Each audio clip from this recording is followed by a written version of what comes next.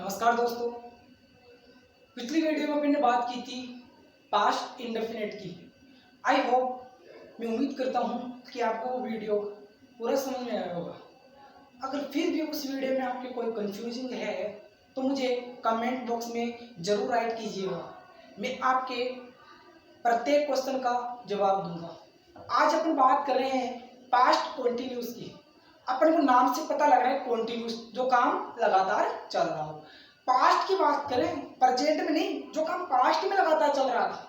तो past continuous की पहचान क्या होती है कि कोई कार्य पास्ट में ही लगातार क्या था, जारी था, लेकिन अब वो नहीं है।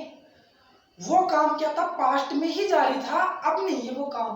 तो इसकी पहचान कैसे करेंगे? जिस हिंदी वाक्य में मुख्य क्रिया के अंत में रहा था, रही थी, रहे थे, या फिर हुआ था, हुई थी, हुए थे आते हैं, किसको शो करेगा? पास्ट कॉन्टिन्यूस को। मतलब ये है कि जो काम पास्ट में था और पास्ट में क्या हो गया, समाप्त हो गया। पिछली वीडियो में मैंने आपको बताया था कि पास्ट इंडेफिनिट, जो काम पास्ट में था, पास्ट में ही समाप्त हो गया। ये क्या है? जो काम पास्ट में तो क्या था, शुरू था, और पास्ट के दरमियान क्या हो गया, उस काम का निपटारा हो गया। अब उस काम का क्या है, कोई लेना देना नहीं है। जो हो गया सो गया, जो था वो गया। इसकी बात करते हैं कि जिस हिंदी वाक्य में मुख्य क्रिया के अंत में रहा था, रही थी, रहे थे, या फिर हुआ था, हुई थी, हुए थे आते हैं, तो पास्ट कंटिन्यूअस टेंस कहलाता है। ऊपर मैंने कुछ एडवर्ब दिए जिनको हिंदी में बोलते हैं शब्द विशेष, जिनकी अपन पहचान करते हैं कि ये कौन सा टेंस है। जैसे कि ऊपर एडवर्ब दी हुई है, then, at that time, at that moment. ये कुछ एडवर्ब है जिसकी पहचान करते हैं कि ये कौन सा है, पास्ट कंटिन्यूअस है। लेकिन हाँ, ये बात याद रखना, जरूरी नहीं है कि ये एडवर्ब दी हुई हो तभी वो कहा पास्ट कंटिन्यूअस कहलाएगा। वो क्या है, वाक्य के ऊपर डिपेंड करेगा, वाक्य के अर्थ पे डिपेंड करेगा कि वाक्य क्या बोल रहा है, इनके ऊपर डिपेंड नहीं करेगा। अपन बात करते हैं कि पास्ट इंडेफिनिट अफर्मेटिव सेंटेंस कैसे बनाते हैं। तो सबसे पहले अपन याद रखना, अपन सबसे पहले लिखेंगे सब्जेक्ट। अपन को पता है, इतने टेंस पढ़ लिए, सबसे पहले अपन क्या लिख रहे थे, सब्जेक्ट। तो ये नियम यथावत चलेगा। सबसे पहले अपन क्या लिखेंगे, सब्जेक्ट। सब्जेक्ट के बाद में अपन क्या लिखेंगे, पास्ट इंडेफिनिट में दो हेल्पिंग वर्ब का प्रयोग किया जाएगा, वॉज का और वर का। तो वॉज वर लगाएंगे, फिर वॉज वर के बाद में क्या लिखेंगे, मेन वर्ब की फर्स्ट फॉर्म में आईएनजी, और उसके बाद में क्या लिखेंगे अपन, ऑब्जेक्ट। मैंने कल भी बताया कि जहां पे कॉन्टिन्यूअस नाम आ जाए वहां पे मेन वर्ब के फर्स्ट फॉर्म में क्या लगाएंगे, आईएनजी। तो चलिए कुछ सब्जेक्ट अफर्मेटिव के सेंटेंस बनाते हैं। जैसे कि मैं सो रहा था, तो आई वॉज स्लीपिंग, मैं सो रहा था, ये अफर्मेटिव का फॉर्मूला है। सबसे पहले लिखते हैं सब्जेक्ट, उसके बाद में वॉज व हेल्पिंग वर्ब, उसके बाद में मुख्य क्रिया के फर्स्ट फॉर्म में आईएनजी, उसके बाद में है ऑब्जेक्ट। मैं सो रहा था, तो आई वॉज स्लीपिंग। वॉज क्यों लगा, नीचे लिखा है, वॉज किसके साथ लगाते हैं, एक तो आई के साथ तो वॉज लगाएंगे, और किसी भी व्यक्ति का नाम आ जाए। लेकिन हाँ, कंडीशन ये है कि दो व्यक्तियों का नहीं, सिर्फ एक व्यक्ति का ही नाम आना चाहिए, सिर्फ एक ही सिंगुलर का ही नाम आना चाहिए, तभी अपन क्या लगाएंगे, वॉज। आप बोल दो कि राम एंड श्याम, वहां पे वॉज लगा दो, इज रॉन्ग, नहीं लगेगा। सिर्फ एक व्यक्ति का नाम आएगा तभी क्या लगाएंगे, अपने वॉज लगाएंगे। फिर वर किसके साथ लगाएंगे अपन, वी दे यू के साथ क्या लगाएंगे, अपने वर लगाएंगे। ये अफर्मेटिव का फॉर्मूला है। अफर्मेटिव, चलो अपने अफर्मेटिव सेंटेंस बनाते हैं। जैसे कि हम पढ़ रहे थे, तो अफर्मेटिव में सब्जेक्ट तो क्या है अपना, हम, वी। पढ़ रहे थे, वॉज वर, वॉज लगेगा, वर लगेगा, वर लगेगा। क्यों? क्योंकि हम क्या है, ये बहुवचन है। बहुवचन के साथ हम क्या लगाते हैं, वी दे यू के साथ क्या लगाएंगे, अपने वर। बात समझ में आ रही है?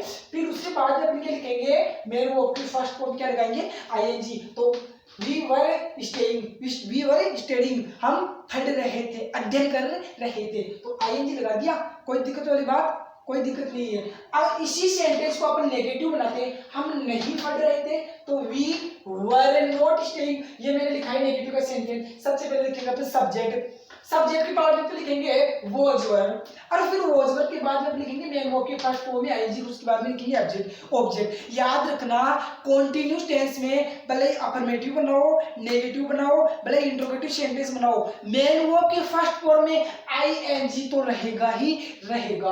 अगले टेंस की बात, एग्जाम्पल की बात करते हैं। वह गाना नहीं गा रही थी, she was not singing song, she was not singing song. Was क्यों लगाया, सी क्या है, एक क्वेश्चन है, तो वह क्या कर रही थी, वह गाना नहीं गा रही थी, she was not singing, she was not singing, वह नहीं गा रही थी, वह गाना नहीं गाती, she was not singing a song भी आएगा, मैंने आगे लिखा नहीं है सॉरी, सिंगिंग ए सॉन्ग भी आएगा आगे, she was not singing a song. फिर अगर की बात करते हैं इंटरोगेटिव सेंटेंस की, तो इंटरोगेटिव सेंटेंस में क्या करेंगे, हेल्पिंग वर्ब है वॉज और वर, ये क्या है जी, सबसे पहले आ जाएगी, वॉज और पहले आने के बाद बाकी नियम अफर्मेटिव का चलेगा यथावत। जैसे कि क्या मैं खाना खा रहा था, was I eating food, eating I लग रहा है, आईएनजी लग रहा है, भले इंटरोगेटिव नो बोले नेगेटिव नो बोलो अफर्मेटिव पढ़ाओ, मुख्य क्रिया के फर्स्ट में क्या रहेगा, आईएनजी रहेगा, और फिर क्या लगेंगे, क्वेश्चन मार्क लगाएंगे, इंटरोगेटिव मार्क लगाएंगे। अब ये मैंने आपको बता दिया, अब मैं आपके लिए इसकी अहम जानकारी दे दूं कि यहाँ इस पास्ट कंटिन्यूअस टेंस का प्रयोग कहाँ कहाँ करेंगे, अगर कोई वो बिकम या फिर ग्रो या फिर गेट, अगर इन वर्बों का प्रयोग हो रहा है किसी कार्य के लिए, अब कार्य कौन सा, मतलब कि किसी काम की वृद्धि के लिए, किसी काम की हानि के लिए, तो वो हमेशा पास्ट कंटिन्यूअस में ही शो करेंगे। जैसे कि वह दिन प्रतिदिन धनवान होता जा रहा था, ही बिकमिंग रिच एंड रिच, दिन प्रतिदिन क्या हो रहा था, वह धनवान होता, जैसे कि वह ज्यादा वह सुंदर से सुंदर होती जा रही थी, she becoming more and more beautiful. ऐसे ही अपन कुछ एग्जाम्पल ले सकते हैं, लेकिन अब याद रखना इसका उपयोग कहाँ कहाँ करते हैं, एक डायरेक्ट इंडायरेक्ट में करते हैं, डायरेक्ट इंडायरेक्ट में कैसे करते हैं, यदि अपन रिपोर्टिंग वर्ब